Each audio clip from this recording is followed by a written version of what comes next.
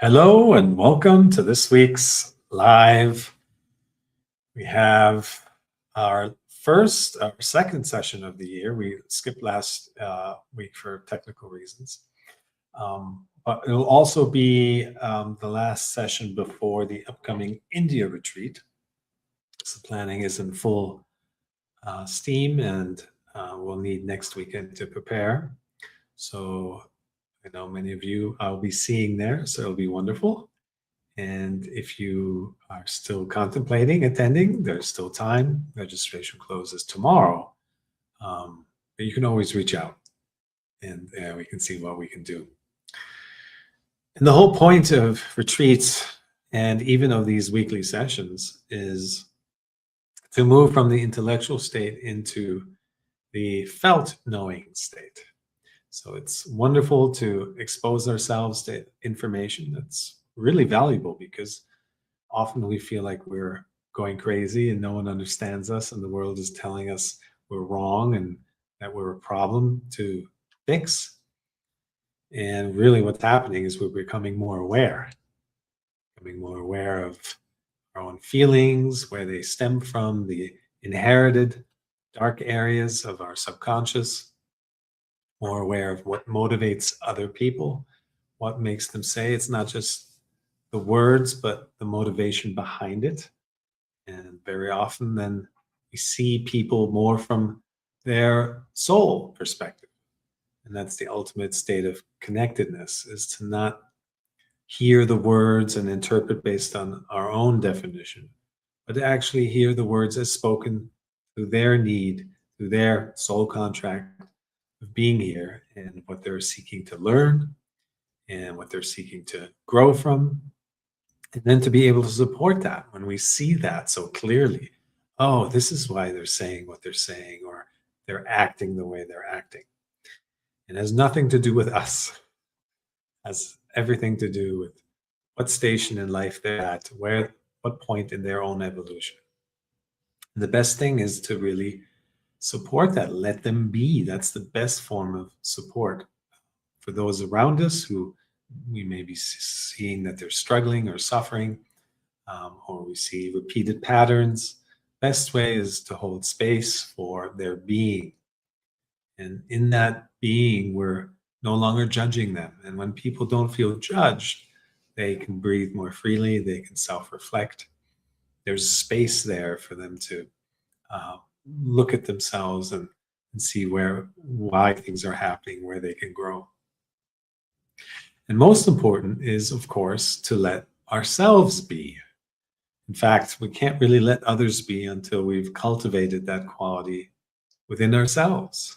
Our own inner voice is our guidance. And when we're blocked from that, instead we're listening to the mental inner critic, then we've got some work to do to unblock that, come out of that wiring of blame and guilt and regret, and just the lower frequencies that are blocking us from hearing our inner voice, or our truth. And that truth is ultimately a universal truth. So that's our connection to higher consciousness, our higher self. So we got to do the work first before we can help others, free ourselves first before we can free others. And that's why we get together every week. And that's why we take time out and do what's necessary to allow ourselves a break once in a while, and attend a retreat, or sit in silence, or just get away from the noise. And then, of course, the whole piece is to allow yourself to deepen. Stillness does that in and of itself. And of course, all the insecurities will come up, all the fears that the mind projects, the need for control will come up. And we have to develop a technique and some resilience, and of course, a stronger awareness muscle in order to deal with these fearful thoughts, anxious thoughts. But that's all they are. They're just thoughts. And if we believe them, then they become real. If we attach ourselves to them, if we get lost in them, we let ourselves get absorbed into them, then it feels real. And then it is real. The body responds a certain way. Your mind doesn't know the difference between a real fear and an imagined one. So we have to develop that awareness muscle so we can tell beneficial thoughts apart from unpleasant thoughts that we don't need to give our attention to. So these sessions, retreats, reading books, spending time in stillness, these are all tools that cultivate a greater perspective within ourselves, a greater toolbox to then, when we encounter the unknown, when we encounter unforeseen situations, when things happen that may or may not seem beneficial, to have that greater perspective to realize, okay, this is what's happened, but let's see what happens next. Let's see where the story goes, and be part of that unfolding. Most of our suffering, if not all of it, comes from our reactivity to what has happened, to wanting something that has already happened to be different, which is quite illogical if you think about it. That's where most of our energy goes. We burn so much time and energy and resources on resistance. It's just resistance to what somebody said, resistance to headlines we read, resistance to how our day went, resistance to why we're sitting in traffic. And that part, the resistance part, we have control over. We can come out of that. Of course, it's not pleasant to be in certain situations, but most of the anguish, most of the suffering is the resistance part. Most of our suffering is self-induced. And that is not to say we should blame ourselves. It's just a recognition that's necessary as a first step to then take responsibility for our happiness and come out of it, come out of the strain. It's a strained relationship with life, the constant resistance. And we talk about that here, and we practice these things at the end of our sessions, weekly sessions. And then, of course, at retreats, we go on a deep dive into that space to find that sense of permanent calm, that sense of permanent being and purpose and belonging and unity, and not feeling so separate any longer, so anxious, so constantly in combative mode. And that is just a wiring that many, if not all of us, have been subjected to. It's something growing up in this world where we are conditioned to react, we are conditioned to resist, we are conditioned to, you must roll up your sleeves and work really hard and fight, otherwise you'll wind up alone and with nothing. And then, of course, alone carries judgment. Aloneness is something to be frowned upon, when really it can be a very beautiful thing when done with intention and awareness. Or not to have a lot of stuff is frowned upon as being unsuccessful, when really the weight of unnecessary stuff. Life is very simple. With greater awareness, we tend to shed a lot of that unnecessary stuff, the weight, the energy that just sits there and weighs us down at some level. Excuse me. So please look at your calendars and see if you can make some time. Those who are already coming, I've seen some names. It'll be a great experience. And and those who are contemplating, you get a taste of it today, and every week you can join. Now we have a topic for today.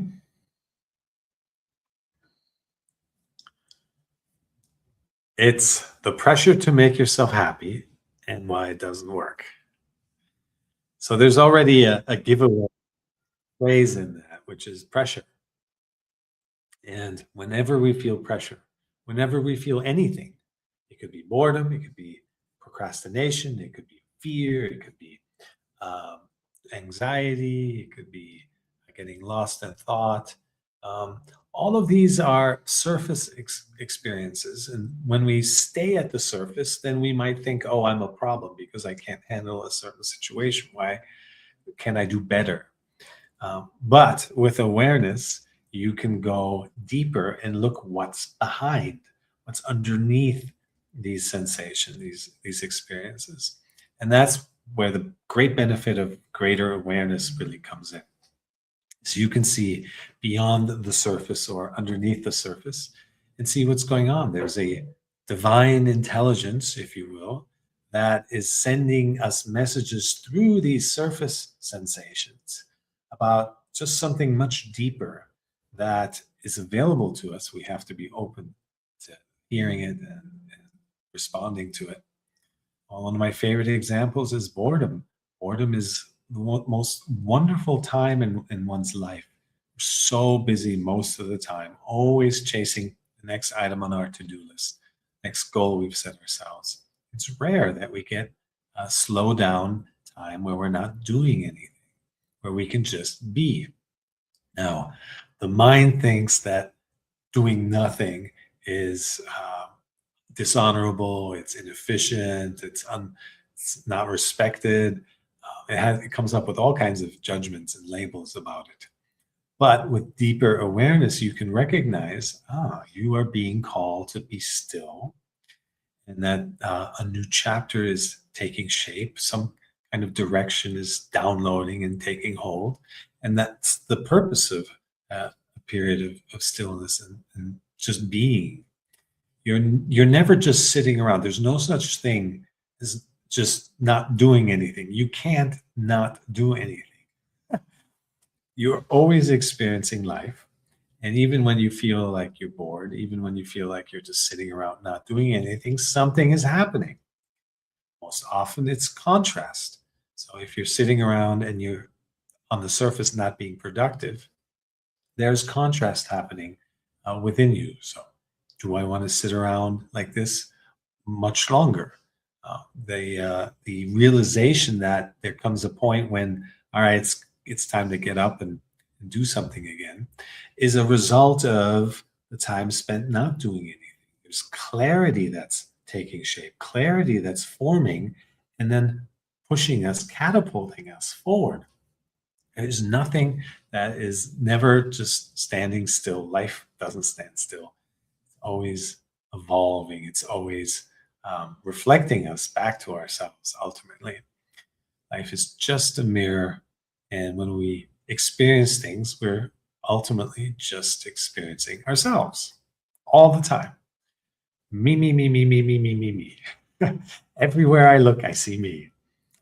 And there does come a point where you have strong enough awareness that you're no longer living from the identified me, the little human, as I like to call him, but you're living from your awareness of the little human, from your awareness of your thoughts, of, of your feelings, and other people's thoughts and feelings and what's going on around. So suddenly, awareness, there's no fear in there, there are no subconscious motivations, that patterns that just blindly repeat. Awareness is pure presence. It's being here with the happening, experiencing the unfolding of life right in front of us. That's really the only limitation to awareness. That has some spatial uh, limitations. And then even with greater awareness, you can expand beyond that. But as far as the human life is concerned, with awareness, you are now no longer beholden to your own stuff, but rather you can be here in the world. And typically, what happens is you enter a phase of being of service, where you can now, because you've freed yourself, you've healed yourself, you've released the stuck feelings and the blockages, you are now open to actually engage with life as it's happening, and you naturally become a facilitator. You naturally become a healer.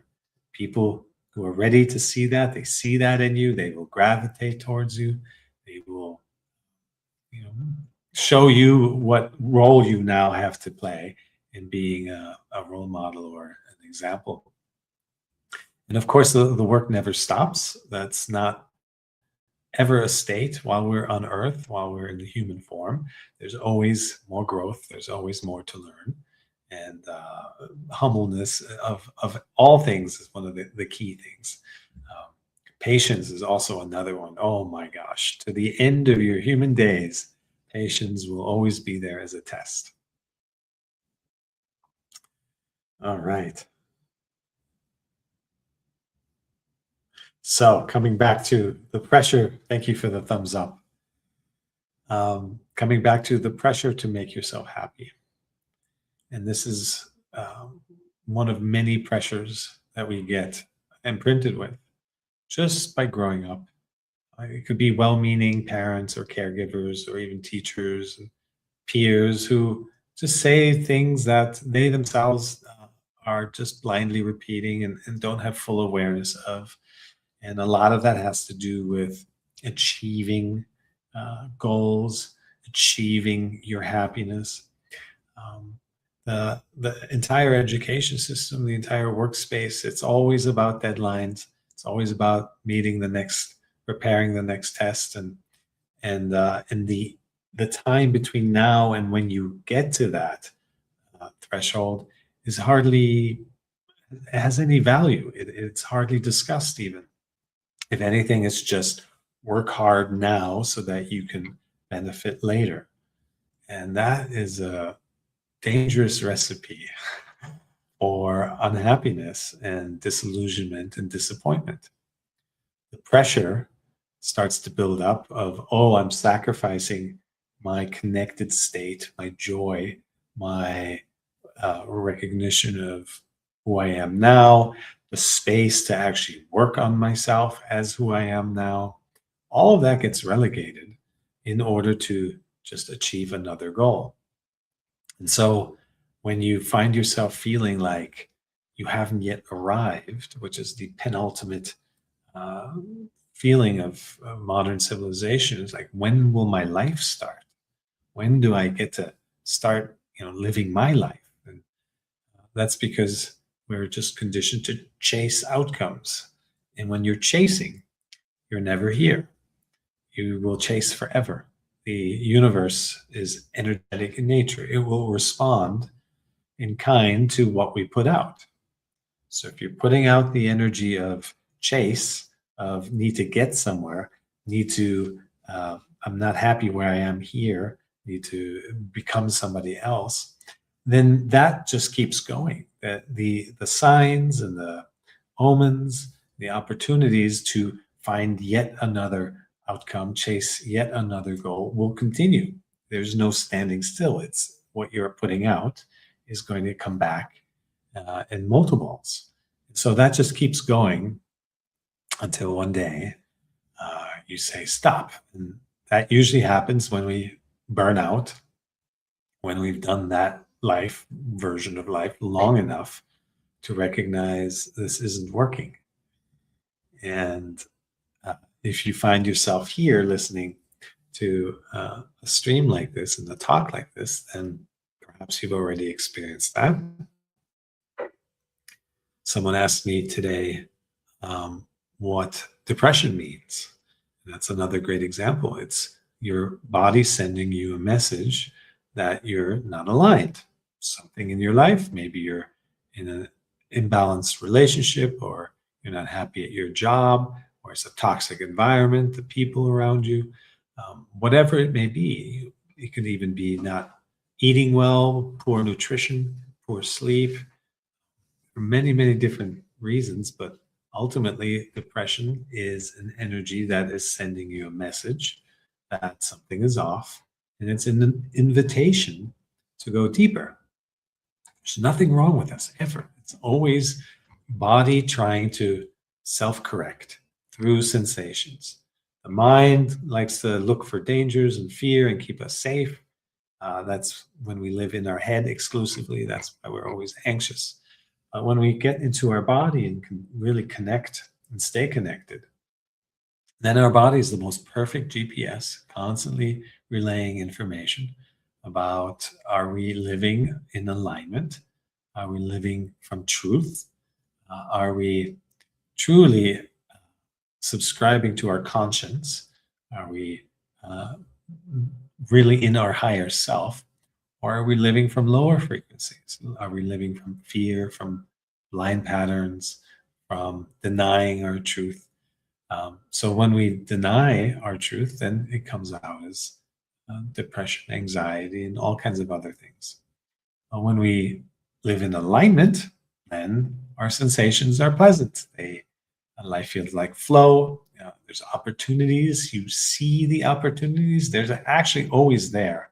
It's just you can't see them when you're depressed or when you're not looking because you're lost in thought. But when you are here and when you are present, then you are making yourself available. You're in receiving mode for all that life has to give. And it has so much to give. It has so much variety, so many unimaginable adventures. The idea that we can know and control our way through life is one of the biggest illusions. That's why the upcoming retreat is called The End of Illusion, is to recognize that we can't know anything. And you can even reflect on your own life and remember maybe an event when you thought it was detrimental or a disaster or you're never going to heal, or whatever it may have been. And then as time goes by and perhaps you've done some work around that, then you realize, oh my goodness, this event actually was a blessing. It made me who I am today. It pushed me deeper, it made me let go of the blind patterns. And so we can't know when something happens, if it's right or wrong, good or bad, true or false, for me, against me. These are all labels, statements of permanence that the mind likes to apply. But that's not life. Life is always evolving. You've probably heard this beautiful parable about the Chinese parable about the farmer who had a horse. The horse ran off, and the neighbors came and said, "Poor you, your horse ran off." The farmer said, "Maybe." And then the next day, the horse came back with his horse friends, and now the farmer had a whole stable of horses. And the farmer's neighbors came and said, "Oh, lucky you, got so many horses now." And the farmer said, "Maybe." And then the farmer's son rode one of the horses and fell off and broke his leg. And the neighbors come running and say, "Oh, poor you, there's such a that disaster that happened." And the neighbor said, the farmer said, "Maybe." And then the military comes and wants to conscript soldiers, and they can't take the son because he broke his leg. And the neighbors come running and say, "Oh, how lucky you," and so forth. It's never ending. We cannot know what anything means. And to stop and react to anything, positive or negative, really makes no difference. It's a mental reaction, a judgment that we pass constantly, all day long. This is how we're so conditioned in our head in reactivity to label everything, to be consumed by duality. This is either good or bad. This is either true or false. The real connected state is to experience things. And yeah, your body will say, "Oh, this resonates," right? This is the felt knowing, not the mental judgment. It's the felt knowing when something resonates. And you go, that really is in alignment with who I am, with my purpose here, with my blueprint. And I'm going to pursue that more. And it will also resonate negatively to tell you this is not a direction you want to take. And you can let that go, let it pass. So now suddenly we're living from our inner truth, our intuition, our gut, our heart space, our higher self, however you want to call it. And that's a very different way to live. So your life's trajectory is it's very different when you live from that higher self-awareness. And everyone learns this one way or another. Most people go down what I call the middle road, where we manifest life situations from these unconscious beliefs, unconscious fears, unconscious lack and self-worth, and the need for control. And then the situation manifests from that. And then you realize, oh, the money didn't bring me the prestige that I really wanted. The house has downsides of maintenance and taxes. My children don't love me exactly the way I want them to. They have their own life to live. The the stories of that are attachments of why we do things go on and on and on. And then when we achieve those things, then we have an opportunity to learn from it. You go, I need to find the respect that I was searching from others through a job title or a bank account within myself. I need to find the home within myself, no matter how big my mansion is, my house, it will be empty unless I'm at home within me, my truth. And I need to learn to love myself first and foremost, and then give from an overflowing cup to those special people around me and to anyone around me. So everything points back to doing the work within. And life will point us in that direction. Those of us who have done some of the work, who are karmically in a place to be ready to receive this, we don't have to manifest these big life situations any longer. We get to work through the blockages, work through the stuck feelings that are within, and dissolve them so that we don't have to manifest bigger situations that sometimes can take years and even decades to dissolve. So we're on the fast track here, everyone in this room, to come out of that limited state of resistance and suffering. And every belief ultimately is a limiting belief. And to open ourselves up and release what's holding us back and really start dancing and with life, being in tune with inner knowing, with felt resonance, and then living the great adventure that life is that unfolds from there.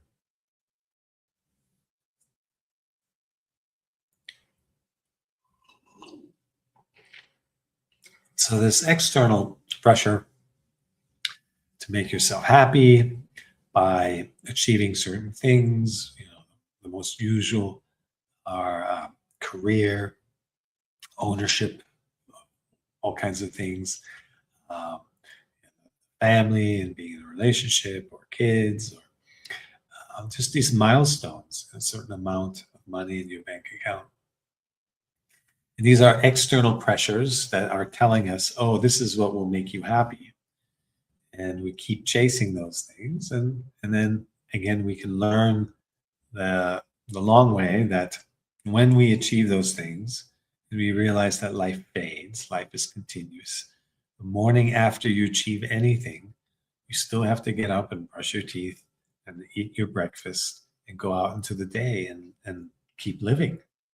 And if you're always just waiting to start living because, once I achieve this or once I have that, then we're spending most of our life in waiting mode. That's where we feel like we haven't yet arrived. Life hasn't begun. So, reflecting on that within yourselves, is there any of that that's happening? Journaling is one of the most powerful tools. Long before I was writing books, I was journaling.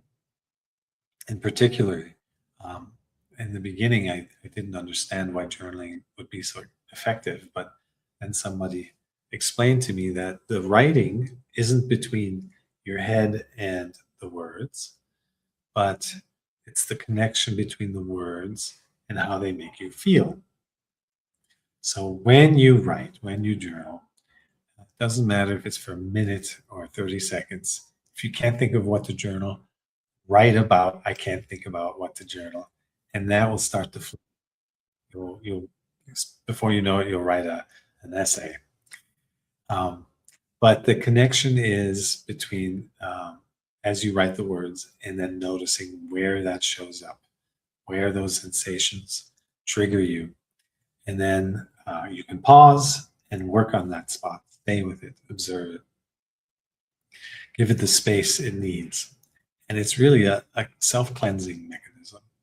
As work through these layers of onion layers of stuck feelings, you move closer and closer towards your true self, closer and closer towards a connected state, a source-led life.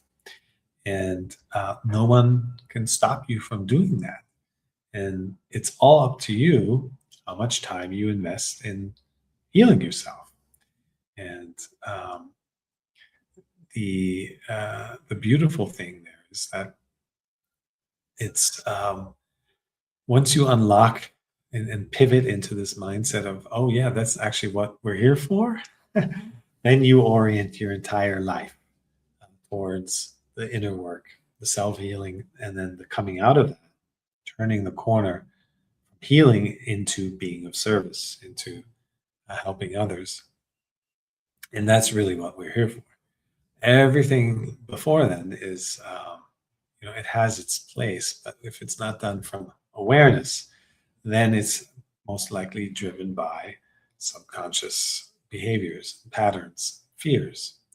So once we uncover those, then yes, it's very likely your life is going to change, of course, for the better. An aligned life, there's nothing better than being aligned. You become sovereign in your being.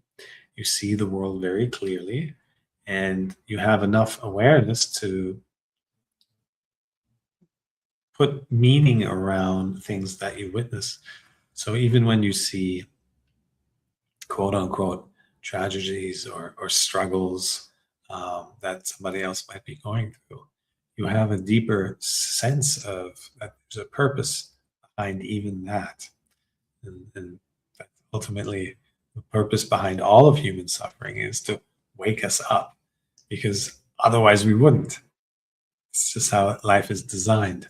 We're in our comfort zone. No one has ever awakened from convenience. So, pressure being one of those sensations, those obvious symptoms that are pointing to what's really going on here. If you're feeling pressure, it's an invitation to step back and reassess. It could be pointing you into another direction. It could be saying you need rest. It could be saying, look at it from another angle. There's a better solution somewhere. It could be saying all kinds of things. But if you just insist one way, and that one way is generating a lot of pressure, then it's not going to be a happy experience. And the outcome will be full of that pressure. So, always listening to our bodies.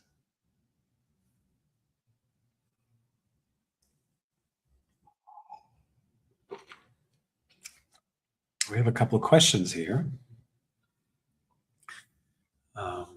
before we do our end of session meditation.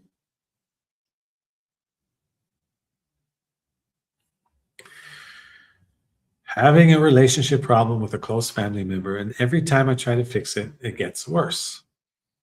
Is the universe telling me,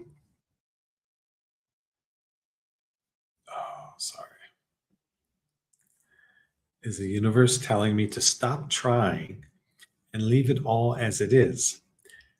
In a way, it is. The trying is your way of wanting to fix something. One of the big challenges when we become more aware is that we want others to see it too. We want them to be as aware.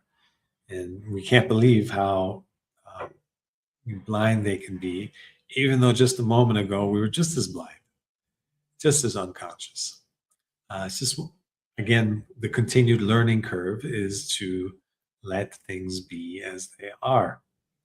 So when you have greater awareness, same thing applies to parenthood. When you have the little ones that are out there and to live their own life and make their mistakes and learn their lessons, you can say all the wise things in the world and they're not going to listen, because that's not how wisdom works.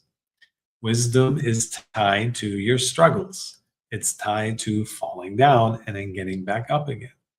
It's tied to making mistakes, and it's tied to having a at the deepening experience that living unconsciously brings when you then realize that there's a better way. So in a way, the wanting this situation with your family member to be better, it's a tricky one. It comes from a good place. Of course, you don't want them to suffer, and you don't want yourself to have friction, and that's a benign, genuine desire to want that to be gone. It's just how you go about it. That's where the trick lies. And if you want others to be different, that's already, even if you don't say anything, just energetically, by wanting them to be different, you're already creating resistance. And remember, the universe is energetic in nature. So you're putting out resistance energy. Other people can feel that, even if they can't articulate it. They can sense that you're judging them, that you want them to behave differently. And then they won't. They will go into defense mode and actually dig in their heels even more. So, yes, you can want others to be in a better place. You can want relations in your family or any relationship to improve, but then how you go about it is the key.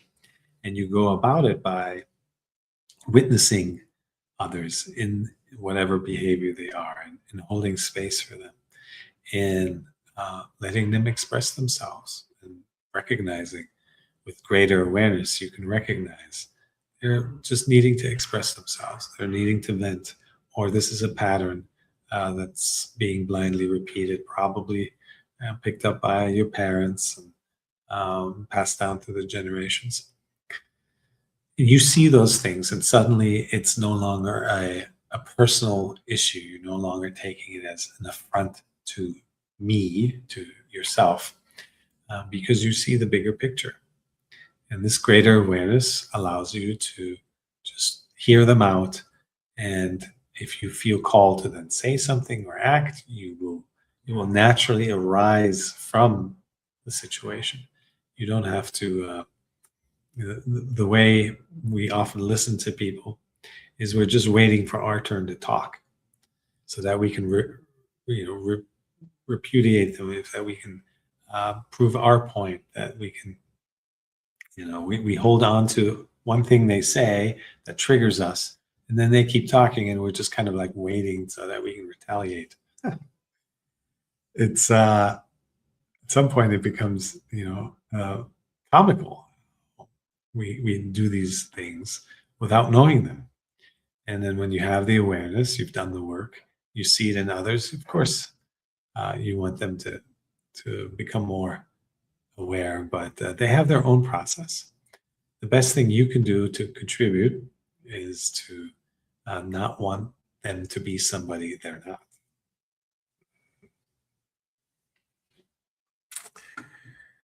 All right.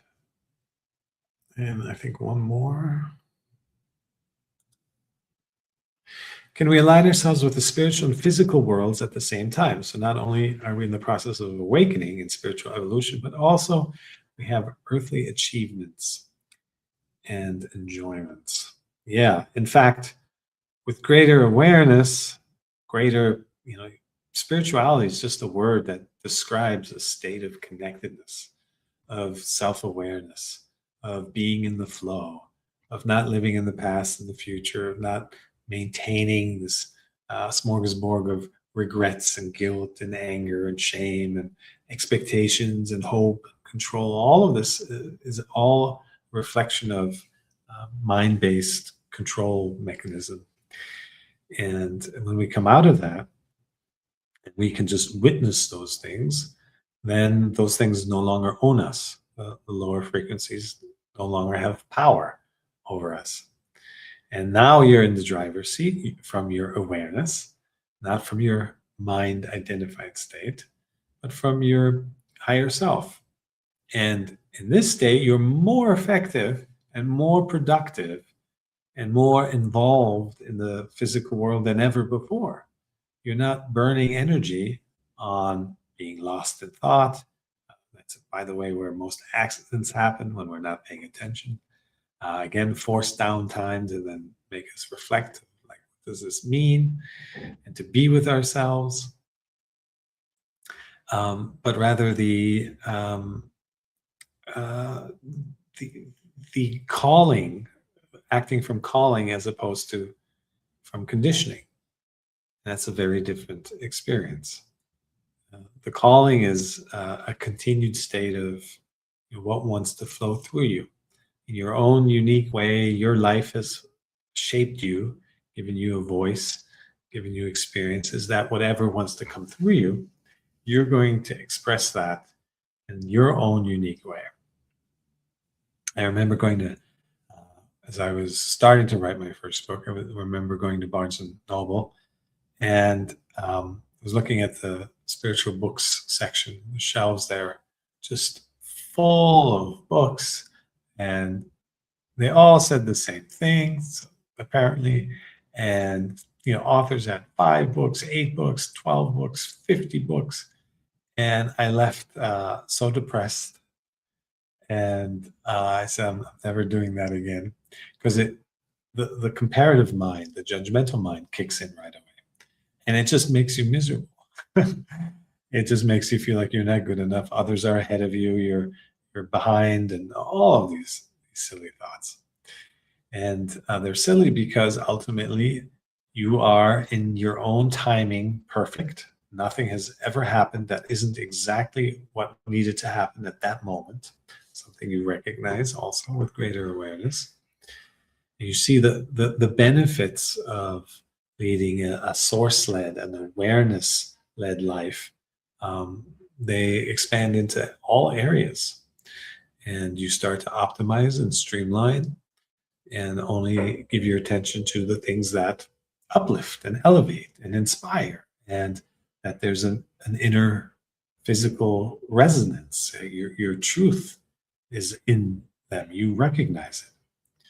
And so now you're living more and more from that place, and you just become more effective. You're not wasting time. You're not getting stuck in creative blocks or self-doubt. How many times do we start a project and then wind up not completing it?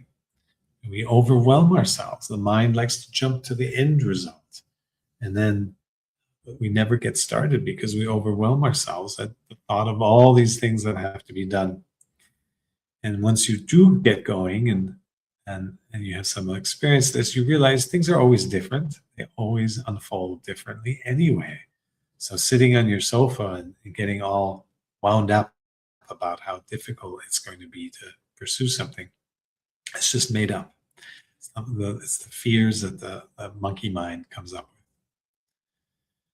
On that subject of imagination, people often say, well, this visualization stuff, the law of attraction, feeling it as it is, does that really work? It's just imagined, right? Well, to that I would say, have you ever felt anxiety or fear about your future? And everyone has. Well, that's also just imagined. It hasn't happened yet. It's just something that you project, that the mind projects. So you can't accept one, the fears, and then reject the other one and say, "Oh no, the imagination of a beautiful life and a beautiful future, that one is not real, but my fears and anxiety are." Not how it works. So again, with greater awareness, you recognize these things. Like, oh yeah, being very selective how I apply my judgment of the value of my imagination. So with that, we've arrived at our last 14, 15 minutes. We're going to move into our meditation of the day. If anyone has any questions, there is a chat. Oh, I've been missing the comments box. Oh my goodness.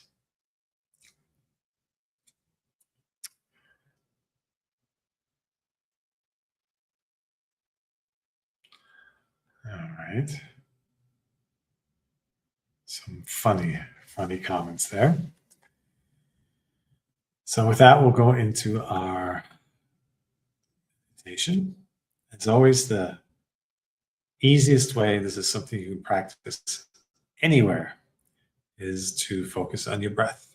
And in particular, there's a spot right at the entrance of your nostrils where you can feel the air passing, the touch of your breath. If you focus, look for that spot and just keep your attention there. Then you'll notice very quickly that your attention drifts. Your mind is going to drift to all kinds of other things. When that happens in this exercise, do your best to accept my mind has drifted. Notice the frustration of not being able to control your mind. What kind of a monkey mind is this that can't stay focused for more than a few seconds? But do your best to accept that, and without frustration, bring your attention back to the breath at the entrance of your nostrils. That's it. It's the most powerful meditation there is. Ram Dass, after everything he experimented with at the end of his life, he said, "This is it." Anapanasati is the ancient name for it. So we're going to do that right now. All right, finding a comfortable position. Your spine straight, bones stacked. And with your eyes and mouth closed, focus all your attention on the incoming and outgoing breath at the entrance of your nostrils.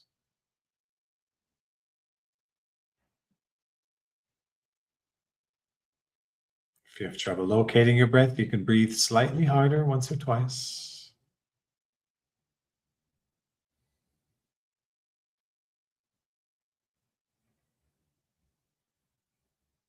And then return to natural breath, normal breath.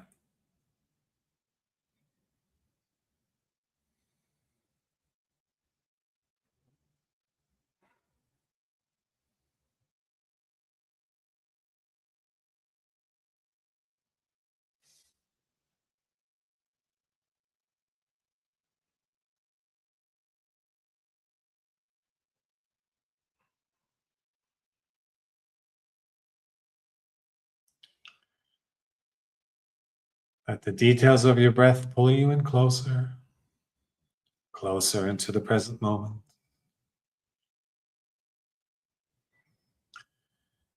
If your breath is shallow, let it be shallow.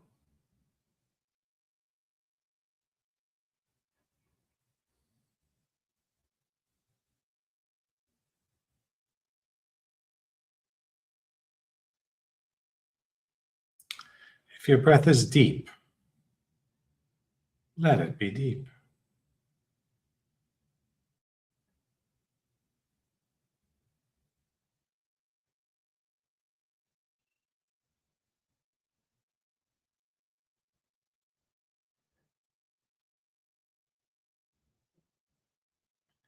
If it's more in the left nostril, let it be the left nostril.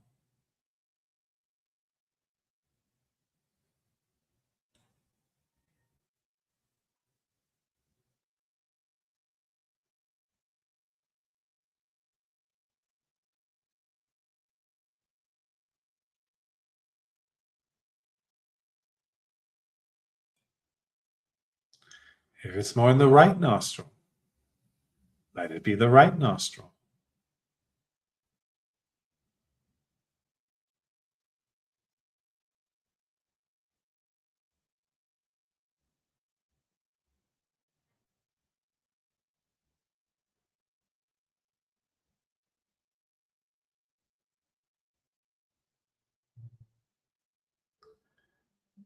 Or if it's in both nostrils, let it be both.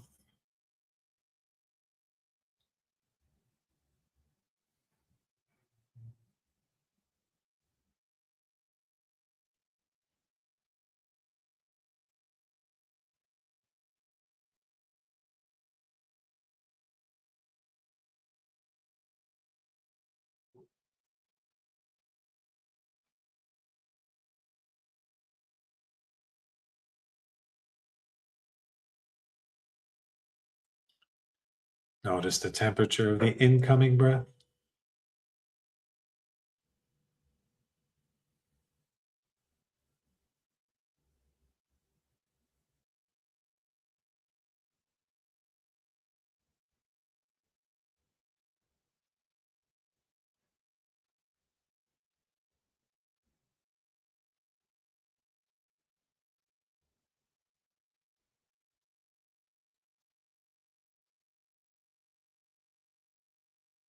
Notice the temperature of your outgoing breath.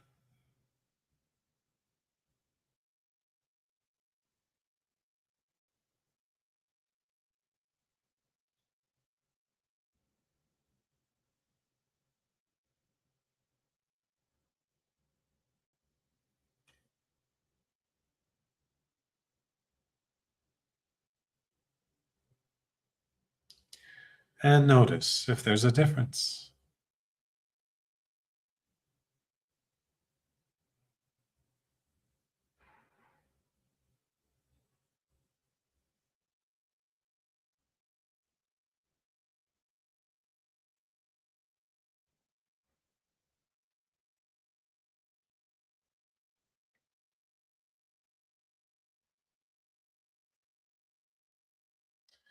Notice the pace of the incoming breath.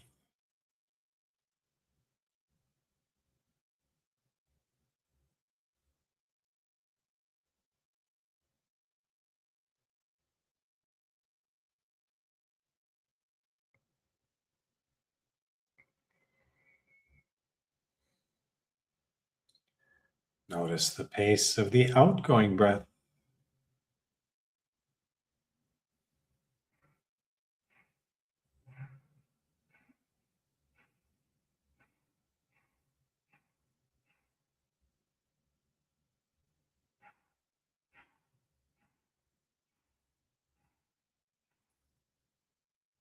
And notice if there's a difference.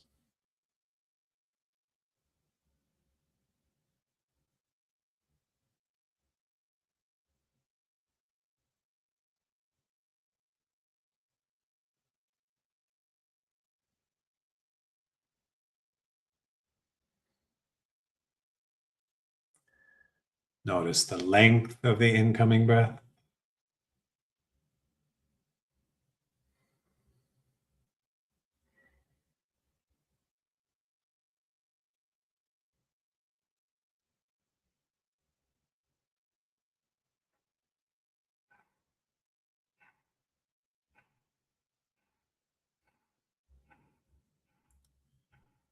Notice the length of the outgoing breath.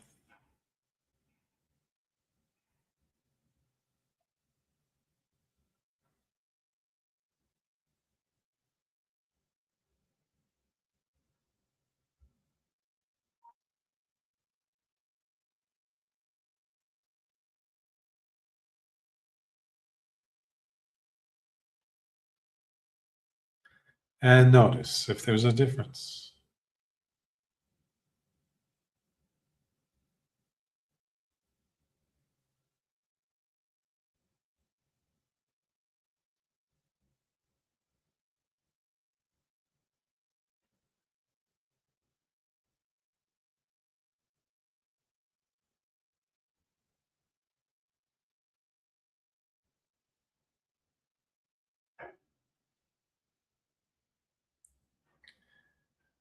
And whenever you find that your mind has wandered,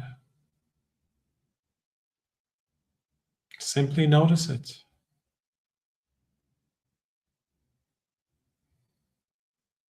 And without frustration, without dismay, but with full acceptance, bring your attention back to the incoming and outgoing breath at the entrance of your nostrils.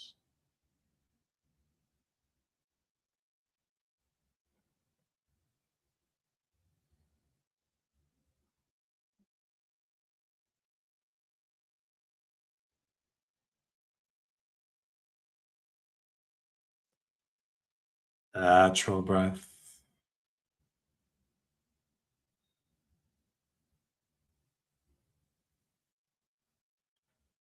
normal breath.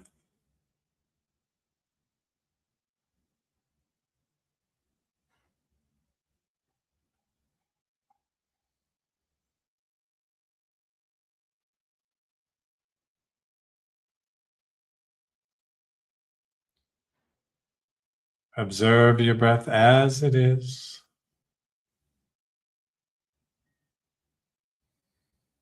without wanting it to be different.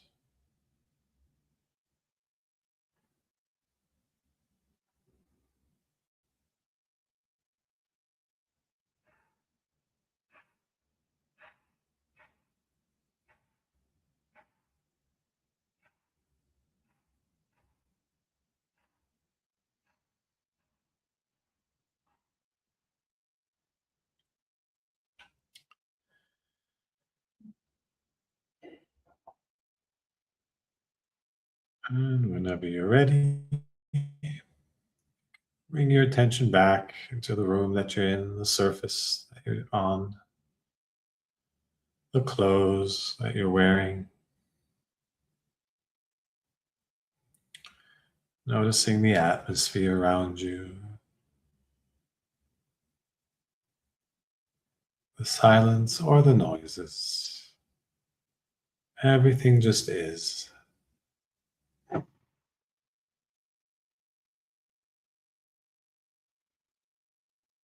Everything arises from stillness and dissolves back into it.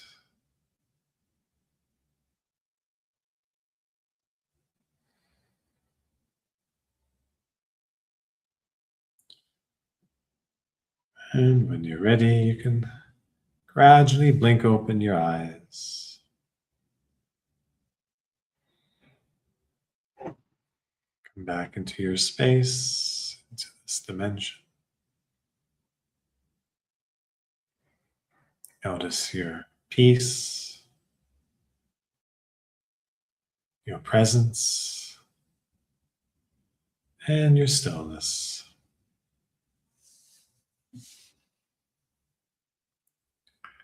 Stillness is not the absence of sound.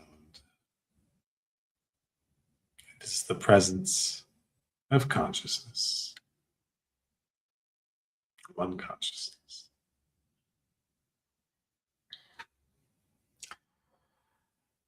I thank you for joining today. Thank you for being here. Have a great rest of your weekend.